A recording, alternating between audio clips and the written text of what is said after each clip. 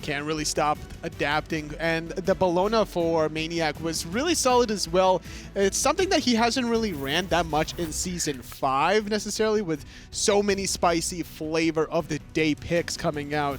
I'm really surprised to see Nuwa go in the long lane, and I think that Giannis being prioritized by all these teams is an interesting look. Just goes to show how they really value safety, mobility, and repositioning above all else. Mobility, most importantly, there for me in that conversation. When I see the Giannis, the ultimate can just, the map is larger, and now Giannis still does what he did before. So, I mean, it's that simple sometimes, right? First bans coming through. Giannis will be banned out by SK. I think that NRG's mid laner Yammyn, one of the more adept players on the God of Doors. So take that one away. No Jim Morrison for NRG. SK Gaming with the first overall pick. Soul? Soul is a possibility. I don't necessarily think so. Daji's available. Daji. If that's gonna... No. EmilZy's adapting with an MVP performance in game number 1. It could be a flex pick. I like the idea behind that for SK, but NRG don't really care. They're gonna first pick Nuwa on their side. Yeah, Nuwa last time was piloted by emilitoo. The first pick, I think we're gonna see it in the mid lane, but we'll keep an eye on that one. Daji, the aggressive selection here for jungler adapting. Can't believe they just gave him Daji. Like, yeah, sure, EmilZy. There's so many gods he can pilot at such a high level, but the problem with Daji is just her ability to weave in and out of action. Not only that, the Nuwa is what prevents Daji from getting out, right? Whenever she goes into the powwow, she can not hit anybody, cancel it, and blink away if she's in trouble. But now, Nuwa and Daji together, she'll be safe every time. Discordia and Ullr, the selections for SK Gaming here. Discordia has been pretty popular, though not the number 1. Ullr still very, very prominent. Terra again selected by NRG. And you and I discussed this off camera. Terra's a perfect example of a character that excels at the pro level, does relatively well, but underneath the pro level seems like there's a lot to be desired. What is it about this Terra that the pros can make use of? She did. So the pros, the way they pilot the Terra comparatively to how the casuals do it, is that they know their strengths and weaknesses compared to the casual players that don't play it as much as the pros do. So they know the early game, weak for Terra. It's all about the mid game and how you kind of really dictate it, but it's what else you could bring to the table. In Season 5, these players have done the monolith block. We saw some signs of brilliance where people were blocking with the double wall instead, but the fact that you can drop the monolith, the duration of the monolith is longer than the double wall stun, so getting to the lane a little bit slower in that regard. Small things make her such a powerful pick in the hands of the professional players. NRG in the second round of bans are going to focus on the tanky warriors, Kukulin and Robin, whereas SK Gaming will do the same. Bellona and Osiris take it away. NRG will now go ahead and select Soul. SK Gaming, option to them. 2 selections here to round out their draft. Soul with Nuwa. This time it could be emilitoo on the Soul as opposed to the Nuwa this time. And that would be a lot of magical damage yet again for NRG. A lot of weight on adapting shoulders yet again. But Ymir and Hunbat, a lot of control for SK Gaming with their finalized composition. I love the amount of control they're bringing with the Party Monkey being locked in here finally for SK Gaming. That pretty much secures the fact that we're going to see a solo EmilZy, mid Discordia, dual lane comprised of Ullr and Ymir, and then Hunbats will walk around in the jungle. Naja will go to NRG, so I think Daji is perhaps the more traditional jungler, and Naja will find her way into the his way into the solo lane. I'm gonna call Naja support Terra solo lane this time. Actually, you know what? I think you're right. I could see that. I think you're right. Naja is just another one of these selections, the non-traditional supports that we've seen. A number of warriors have come out. I think at this point, players are inundated with the warrior support. But the assassin supports have been prominent. Dardes played a Naja support already. And the thing is, Naja's going to have a terrible time against the EmilZy in the solo lane. You don't really want to deal with that matchup. Sure. You're not going to win the boxing exchange. You'll be able to clear rather effectively, but you have to be within melee range to really do so.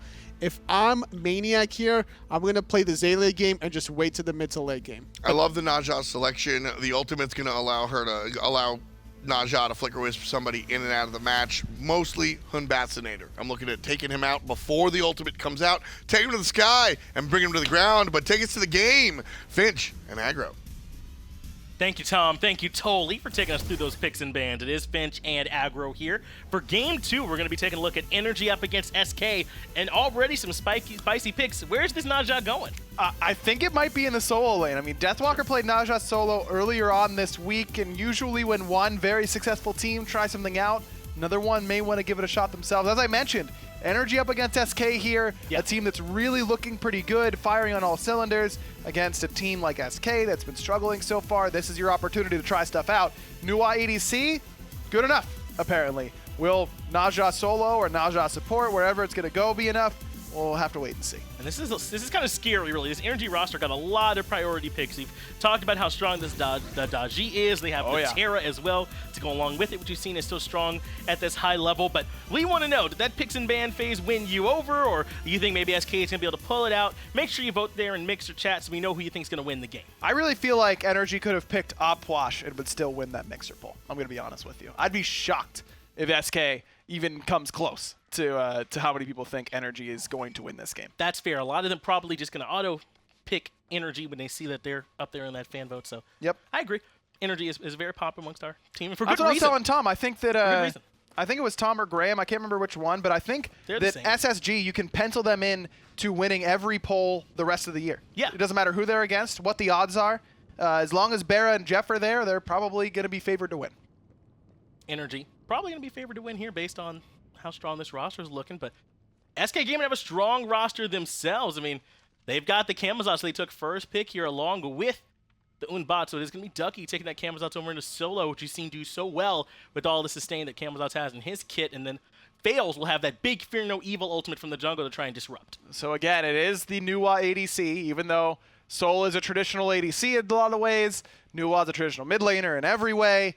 NRG still feel like putting Nuwa in the duo lane ends up being a little bit better. And honestly, I don't hate it because the fact that Nuwa's early to mid fight is really, really poor, where Sol's is good. In the duo lane, you aren't really fighting at all on that side. So you're able to make sure that you can stay safe, kind of bypass the weak part of your game, and then be able to transition into the better part. So I kind of like it. The more I see it, the more I get it.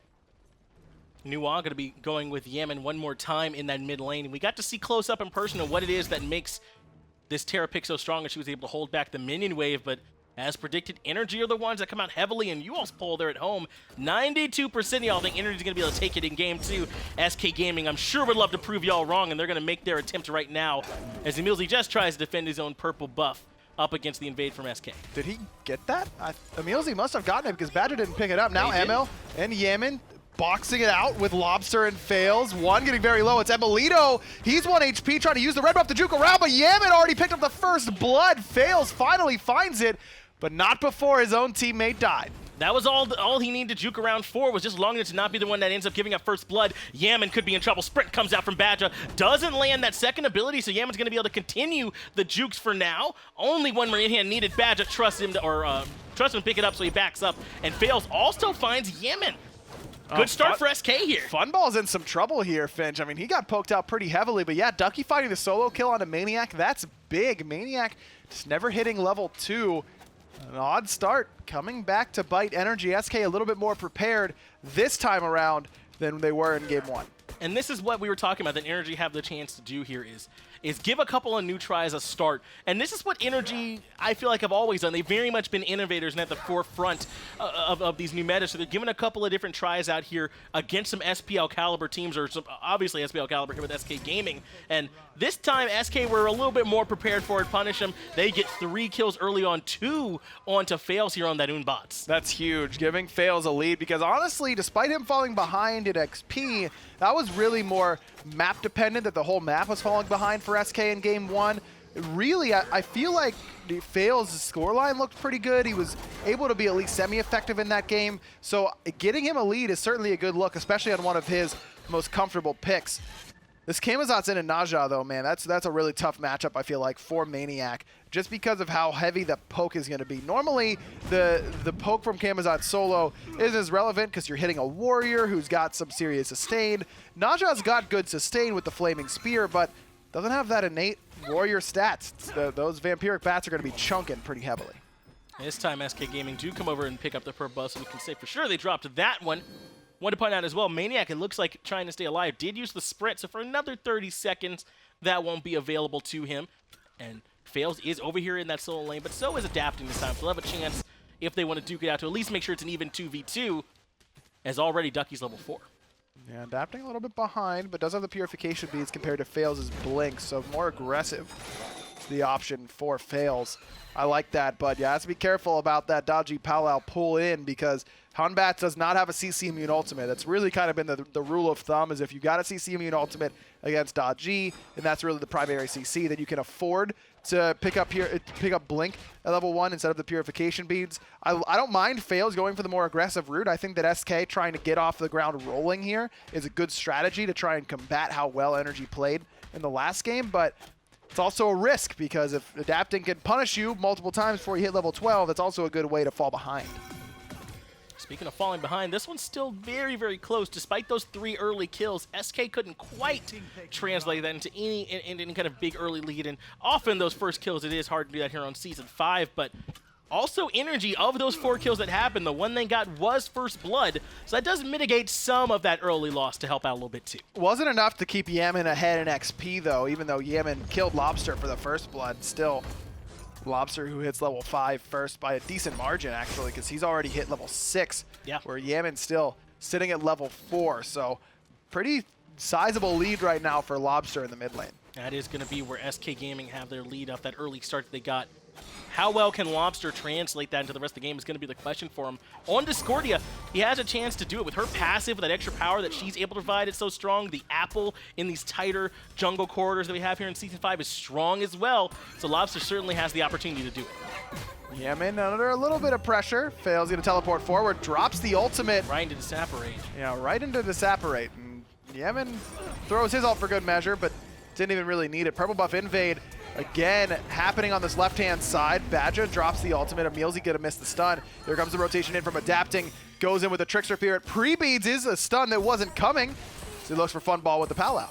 So now he should be able to get that pull to happen, or rather, the bead's still available for Funballer, so he's able to get out of there. Freeze this time from Badgah in response. emilZy is too slow. The stun that comes out, that does create a little bit of time for him trying to run away. The shell now to keep him alive as well. They do not find the kill. Instead, it's Adapting who's going in on the Funballer and finds the stun from emilitoo as well. Adapting finds the kill, the second one of the game for NRG, and a turnaround in the duo lane. That is as bad as it gets in the duo lane. Well, that's not true. Badgah could have died as well. That is almost as bad as it could have happened for SK in that duo lane. Everything seemed to be going their way. Badgah, beautiful freeze, stops the dash through by emilZy. emilZy probably saying, about time that the team actually showed up to help me, because he had baited a bunch. Funball just too aggressive with that leap on Ullr. Second time we've seen that today. Before against Dignitas, he actually got soloed by jumping too aggressively. This time ends up paying for it yet again. So just a rough start for SK's duo lane. Yeah, played so well there by NRG. I'm curious if that shell was on cooldown for emilZy during that fight, because he was so patient with it, waiting until the very, very last moment to finally get that one pulled out and landing the 2-man stun, as did emilitoo on this new wall pick. So certainly it's looking practiced, as Ducky does get taken up into the air, used the beads a little bit too early. Now he's on the ground, perfectly lined up for the follow-up from the rest of NRG, but he is able to make it away with that bad hell ultimate. So not quite enough damage there by maniaK and Emil combined, but that's kind of your proof of concept, right? That this idea of the Naja solo can work. You force out the beads, you force out the ultimate as well, and now maniaK's got a chance to really try and grab one of those kills yet again, but especially with Ducky going for this Transcendence, focusing on the aggressive route, whereas maniaK going for the more traditional solo assassin build, boots straight into some defense. This poke from Ducky is still going to stay very, very relevant, but maniaK may have some serious kill potential now that Ducky doesn't have any defense. Pairing over in solo lane, didn't quite find the kill, but still showing how strong NRG can be. Badgah and Funball over here in the duo lane after that last rough fight that they had. Gonna need to regroup it a little bit. We've seen Badgah be very aggressive. Even just saw him putting up a deep ward. They've been trying to be there for the respawns of those buffs on the side of NRG Esports and limit what emilitoo can do on this new WAP pick. He is a little bit behind Funballer this game, so not that fast start that he got off to last time, but certainly still in a position to do well is emilitoo. Fast start for Lawbster, still up 2 levels right now. emilZy finds a nice little 2-man slow, but Funball still wants to go aggressive. Aggressive for Faeles in the mid lane. He's going to get pulled in here, Finch. No beads for him, and Yammyn drops the ult right away. Adapting gets the kill. Golden Apple there from Lawbster does good damage, but look at the damage coming out of Adapting and Yammyn. A 2 for 0 for NRG in the mid lane. That's what I was talking about earlier. It feels good when you can blink aggressively early on. Doesn't feel so good when you get hard punished for not having beats. No, losing the 2-on-2 there in mid lane hurts a lot for SK Gaming because that's a fight no one had to rotate to for energy or give up any kind of extra resources for. They just win the man fight there in the middle lane. And we saw some of that damage Yammyn could do early on. Those in-hands tracking down Lawbster to finish him off towards the end of that were perfect, and they end up getting that 2 for 0. Now that pressure can start translating a little bit more. That early lead for Lawbster already disapparated. Exactly. That's so important. That was the lead that SK really needed to rely on, and now it's gone entirely. Yeah. That's going back to how NRG crafted this composition. If that's Nuwa in the mid lane, you might get 1 kill there. You probably get the kill onto Faeles when he gets pulled in, but I don't think there's any chance Lawbster falls after that. So NRG taking advantage of the way that they put together the gods that they drafted. And it's working out for them there in the mid lane. Lawbster is returning back to the mid lane on this Discordia pick. Is still a little bit ahead, maybe just because he got to this mid wave here first, though. Lawbster, or rather Yammyn, hadn't gotten there just yet. So not entirely gone is that little bit of early lead that he built up for himself. But with things so even now, SK Gaming have to fight back a little bit differently than what we were initially thinking that they could build it up, or they play around Lawbster. Now they're going to have to make sure they are working around this Fear No Evil ultimate here from Faeles on a little bit more even ground. Just wonder if the right side of the map is where you want to go. Blink in from Faeles, a nice ultimate in response. Yammyn's got that disapparate. Couple men pulled in almost. Faeles actually got pulled in as well, and Yammyn, the same sort of finisher right there. Stellar Burst and Supernova. Now Badgah on the run, Adapting, gonna teleport in to find that kill. Good Unruly Magic from Lawbster will at least trade out 1 for 1. It's maniaKK forced to use his ult just to get away on the right. I think that's going to happen every time they try to initiate. Lawbster in trouble here in the mid lane. emilZy hunts him down, even underneath the tier 2 tower. 3 members end up falling for SK Gaming as NRG are not going to give up on that pressure. But aggro, Faeles blinks in on these ultimates, and immediately the powwow comes out from Adapting. I think that was going to happen to him every time. That's just good reaction time. It's really, really hard to do that. It's not the easiest thing to react to, but Adapting one now, what, 2 for 2?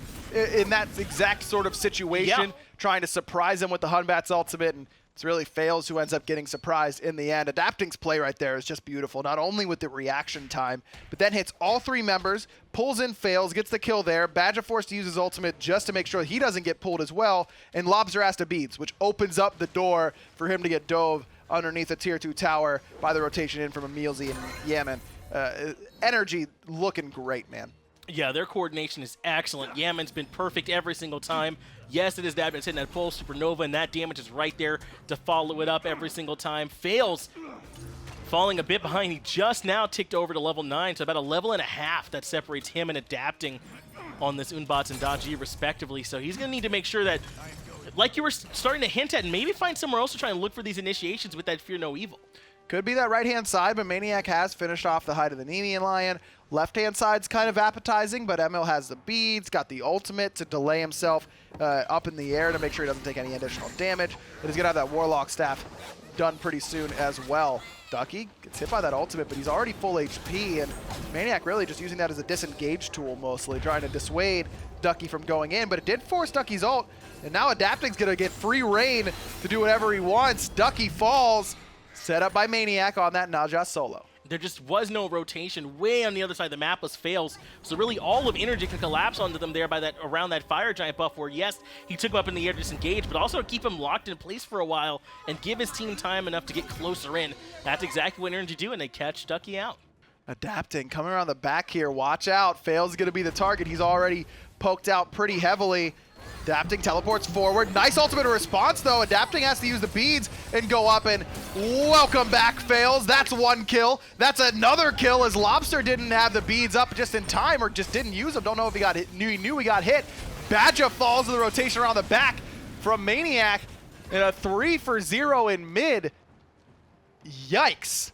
This game started off 3-for-1 aggro, and since then it's been 10-1 in NRG's favor, as now they have 11 kills to just the 4 of SK Gaming. They take that tier 1 tower in mid after getting all 3 of those kills. Now they can come get the Pyromancer as well to start adding to their lead. They're up about 4,000 gold, despite the about as good as SK Gaming could have asked to get this game started off. Really, really tough here for SK. A lot of it is NRG just playing really, really well, and a lot of it is just missed decision-making, missed skill shots, whatever you want to call it, on the side of SK. They really got to try and figure out what's going wrong for them, because this is not the start to the season they really wanted. And Faeles has got to be saying, can I please just Nice make it to level beads. 12 here, as maniaKK is trying to duke it out with Ducky, who does find that solo kill against him underneath the tower, uses the bat out of hell, not super necessary, but hey, you know, everything that you can do to get that kill to happen. But again, Faeles has got to be trying to find his way to level 12 and get that beads. He is getting so punished by adapting on this powwow. But still pretty far away from that. I mean, 2 levels, adapting, sitting at 5-1 and 4. He's got a full Heartseeker right now over what Faeles is going for, which is probably going to be a Jotun's Wrath to get some extra some CDR to make sure that he can use that Fear No Evil as often as possible. Ducky kind of the light in the darkness right now for SK, and adapting's just going to snuff it out. Ducky's got to know that he can't take that fight without his ultimate up. That's just bad decision making. And this is part of why that Nuwa in the duo lane is so strong. Neither Funballer nor emilitoo have really been able to rotate to these team fights just yet, but NRG Esports get a free extra bit of damage in every single one of their team fights because emilitoo can use that fire charge from way over here in duo. Well, the other thing that's really good about Nuwa ADC is that, it's always fans and players and whatever, we, even as casters, we always are like, yo, what if you just ran Thoth ADC? Like last year, whenever Hunters were just getting all the farm in the world, why don't we see mages in duo? Well, in the early game, it's very easy to zone out those mages, especially on Hunters like Ullr, who are going to put pressure on you. If you step up to the wave, I'm just going to kill you. Nuwa, I don't know what her official tagline is, but it should basically say Nuwa the unzonable, because it's impossible to zone Nuwa away because she can just shoot out the fog. That'll close the gap between her and the wave and hit the wave for some damage, meaning that if the wave dies to each other's minions, she'll get that golden XP. The minions that she throws out herself will go forever and hit the minion wave itself. So Emil spent most of this time way back, right there basically, far, far away from Funball, but Funball still can't zone her away, so he's not denying her any farm. maniaKK duking out over here with Ducky again, choosing to go very tanky with this build so far. He did select those the damage boots, obviously, but since then it's just been the physical prot. So they're going to be relying on maniaKK mostly to provide some control in these team fights between the Sash, between his ultimate. NRG note now have pulled this Gold Fury. They've got emilZy as the one on zone duty, locking him down inside the Supernova. Badgah very low, adapting, able to finish that one off. Not even going for the Gold Fury. They want this team fight that they've baited SK Gaming into. emilZy now slowing down. Lawbster has adapting and emilitoo here to try and keep up the chase. And there it is, adapting's here and chasing him down with those horrible burns. That's going to be enough for him to get yet another kill, as this time it's Lawbster that falls. Badgah just couldn't quite decide if he wanted to go and contest or if he wanted to try and survive. And then emilZy hits him with the perfect trap in between the walls. Yammyn drops the ult right on top of it. emilZy has really started to synergize beautifully with this team. I'm really impressed with how quickly he was able to assimilate and be able to make a big impact for this squad. And honestly, I think a lot of it is that he is now living with Yammyn and emilitoo, and that can just, spending that much time around each other, just talking about the game and what you think about it. Okay, well, what if we did this? Do you think that would work out? And just talking about what you think is good really builds synergy very, very quickly. Nothing can make up for in-game time playing together. Nothing is going to replace that, but being able to just spend time with your teammates and discuss the game and pick their brains about how they think about it is a really good way to build synergy, and I think the proof's in the pudding here with how NRG's playing. We're seeing just how strong that's working out for them. They couldn't quite take that tier 2 tower in mid where NRG was aggressing a little bit. We finally got to see Faeles use that purification beads when he was under a little bit of duress. Probably the easiest relic decision of his young life so far for that jungler for SK Gaming. That'll help him get out a little bit more, but it's already so far behind our SK Gaming. NRG now with about a 6,000 gold lead to their name, and of course they're up 14-5 here in the kills as well, and they're the ones deciding where these fights happen across the map. We saw them control Pyromancer already, just recently took that Gold Fury, and with Pyro about to respawn, NRG are again going aggressive on this side of the map so they can try and pull it once it comes back up again. May as well, because emilitoo's got 50+ stacks now on that Warlock staff. Yammyn is nearly done with his 9/10 the way there. Adapting pretty far forward here. Is going to need someone on his squad to come to him, but didn't even have to use the purification bead. That extra movement speed was enough to get him away from that freeze. No, actually, that was a Magi's cloak. Thank you, Peckies, that actually got him out of that freeze without needing him to use the purification beads. And I like this because being level 18, you have enough just innate damage in your kit because you're so far ahead that you don't need any extra damage. Get some protection instead.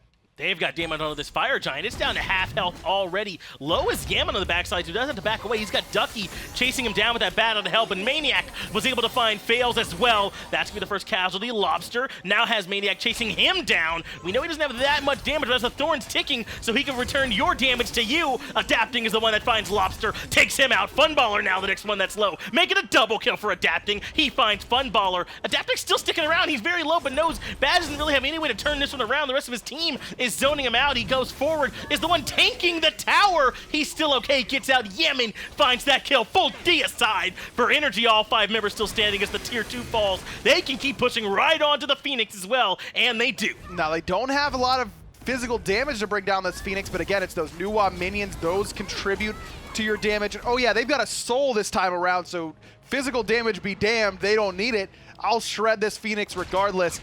Faeles not going to be able to stop that one by any stretch. NRG, honestly, Finch, this might be the most one-sided set we'll see all year, it feels like. I mean, the SPL feels so close together right now. Every team feels like they could win any given set.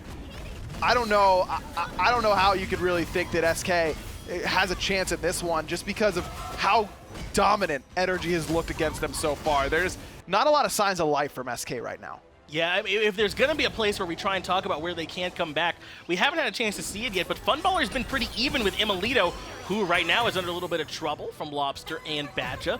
It's hard to come back in 1v5, but that's one place where the person on the team who's the least far behind right now, emilitoo, just have been able to be a little bit more impactful. So if they can slow this down, if they can try and find a few picks, that might be where they want to try and play around. I mean, but look at Funball's player damage. He's at the bottom, That's below true. even Badgah. And again, that's because he's been farming over there. because he's been farming, and because emilitoo is unzonable, and you can stay so far away, and you can't hit him, and there's not a whole lot you can do about it without big rotations in from your jungler. I mean, Ducky has also had a pretty good game so far, soloed maniaKK twice, and That's right. tried to get into the back line, almost brought down Yammyn in that last engagement. Unfortunately, unable to do so if you're rooting for SK. SK now needs to, it's one of those weird situations where, okay, they've got Fire Giant, we're down 12K, we just gotta wait and hope and pray that it ends up working out. But I feel like setting one of those traps that team likes to do, grouping up as 5, waiting around a corner, and killing emilitoo. You just got both his relics out because he was alone on that top left side. He's got no beads, no Aegis. His ult takes a while to go off. Faeles needs to be looking for Emil with the blink initiation. Tier 2 tower already brought down to half health, and maniaKK has a chance to rotate back around, but all of SK Gaming have fallen back, and I think that's the right call. They can't really afford to try and take one of these fights on the Tier 2 towers right now.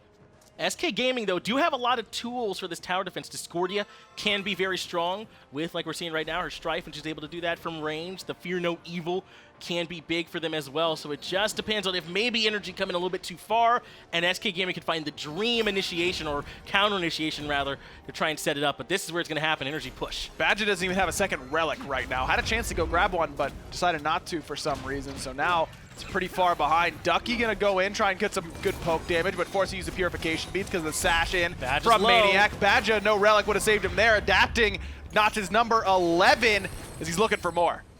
Mid Phoenix does fall already. NRG Esports have started to move into the Titan room. Not just yet, though.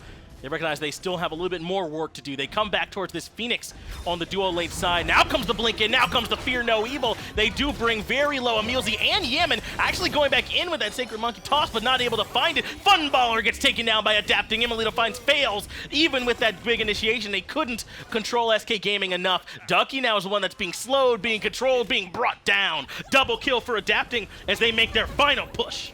Just unbelievable from NRG. If this team, you know, if you only looked at the standing and said, oh, NRG 0-1, what a great start for them, You gotta be impressed after watching them against SK right there. 22-minute stomp against a lot of seasoned veterans on the other side. Dignitas, you know, the de facto #1 right now at the top of the European leaderboards, but they better watch out for NRG, man. I'm telling you, this team is playing on an equal level of them. Well, Chad, I remember at the beginning of the game, 92% of y'all voted that NRG was going to be the one to take it, and looks like you all were correct. We're going to ask you to give us a little bit of that magic one more time. Who was the MVP for you in that game? Vote for us there in Mixer Chat. But you mentioned if you were worried about the standings earlier, NRG come out of this day looking 2-1 now after grabbing 2 set victories, and they look plenty strong.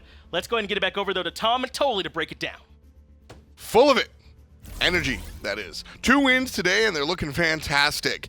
The addition of EmilZy in that support role has just allowed the team to be that much stronger here in Season 5. A breath of fresh air, not only for his squad, but also for all of SPL to take strategies from him. Showing the strategies of Terra level 1, blocking with the Monolith. I love it. The young support player now for NRG Esports, really guiding his team to victory. Now with the sets at 2-1 for NRG, taking the victory over SK and Obey Alliance today.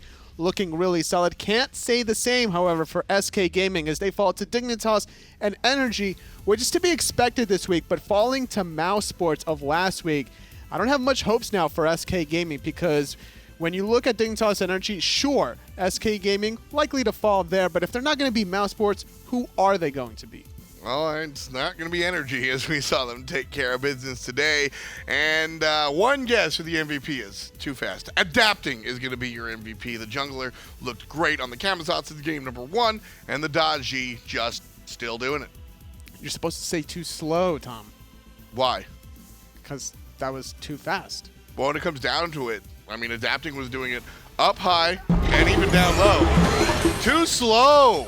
Damn. Was the beads as Adapting finds the pull and the kill on this guy right here. You didn't catch it on the camera, but Tom just actually juked me so hard there. He gave me the okie doke. But yeah, giving the okie doke to SK Gaming, Adapting is just a nuisance here with this Dodgy. And surprisingly enough, SK Gaming, you know, they first picked the Camazotz, giving up Nuwa and Dodgy. I like the idea. Don't get me wrong, SK Gaming doing well with the Camazotz. They're actually finding a first kill there. Getting soloed was maniaKK playing the Naja, which is why I was expecting him to go for the Terra. It's not a favorable matchup for the Lotus Prince. Look at the placement, excuse me, of these Dodgy ultimates. Consistently, we see them like up against a wall. Watch. One more time. This is going to be a different story. Terra pops the ultimate, and just the damage is enough to take care of business here. But earlier, you watch those placements, and the pole is always near a wall, so we can kind of body block alongside the Palau. And honestly, the Terra's Blessing helps Adapting play this aggressive. Mobility, the extra heal as well. This is a calculated strategy from NRG, which is executed very effectively. Their composition, not even involving a physical hunter in either game. emilitoo playing the Nuwa in both games, allowing a Giannis and then a Soul for Yammyn. Just unstoppable. I mean, it's been a while since NRG have looked this clean. Maybe the move to EmilZy was exact, you know, and again, I'm willing to eat my words here, man. I really thought that Rafa would make a bigger impact on Obey than EmilZy would make onto this squad, but NRG leaps and bounds stronger than they've been, and you know, this is the best I've seen NRG since they were winning World Championships. It's a similar story to how Dignitas have been performing in Season 5. There's something under Dignitas and NRG that's really helping them escalate their victories towards Season 5. See, with Team Dignitas, I think it's just a continuation of what we saw in Season 4. Dig has just been pretty damn good, and they kind of slept a little bit when it came down to Super Regionals, so they weren't able to make Worlds. But make no bones about it, Quavo, Fred, Zeros, everybody else, still that damn good. But when you look towards NRG, they definitely did slip a little bit.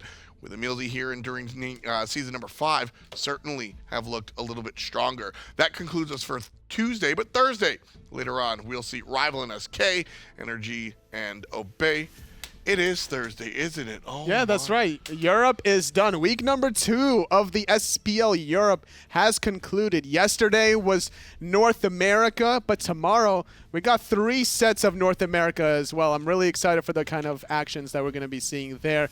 We saw epic plays out of Luminosity, Trifecta, pulling together. And I'm really excited for the standings as well once we show North America after these European ones, but still undefeated as Team Dignitas, defeating Rival in an epic fashion. Yeah, Team Dignitas, like I said, this is the team to beat online. They have just, like I said, no stumble whatsoever, but you were really excited to see NA standings. CLG has definitely surprised me for what it was worth. I thought it was going to be Space Station Gaming to be the team to hold at the highest standard, and eUnited dropping the ball without a single victory yet. Yeah, that's been perhaps one of the bigger surprises here in Season 5 is the fact that defending world champs aren't doing much defending. Yesterday was Wednesday.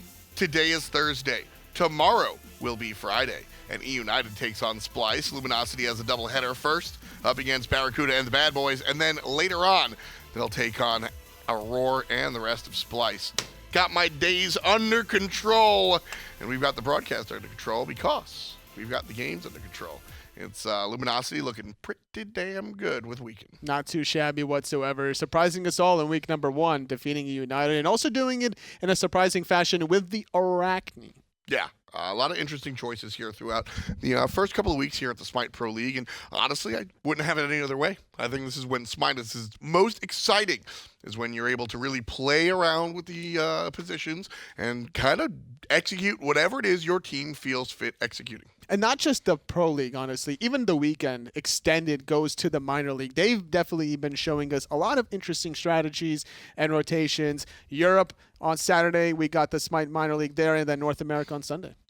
Exactly. Totally, I need to double check. What's tomorrow? Tomorrow is Friday. Friday. That means North America, right? That's correct. And that's going to be at 5 p.m., right? Yes. All right. Eastern. Thank you for joining us today on our broadcast of the Smite Pro League. It's fantastic. Going to be the conclusion of the European side of things. Tomorrow will be Friday, and we'll say hello to North America, and the action starts at 5 p.m. On behalf of myself, my co-commentators, and my calendar that I don't pay attention to, thank you for watching, and we'll see you tomorrow.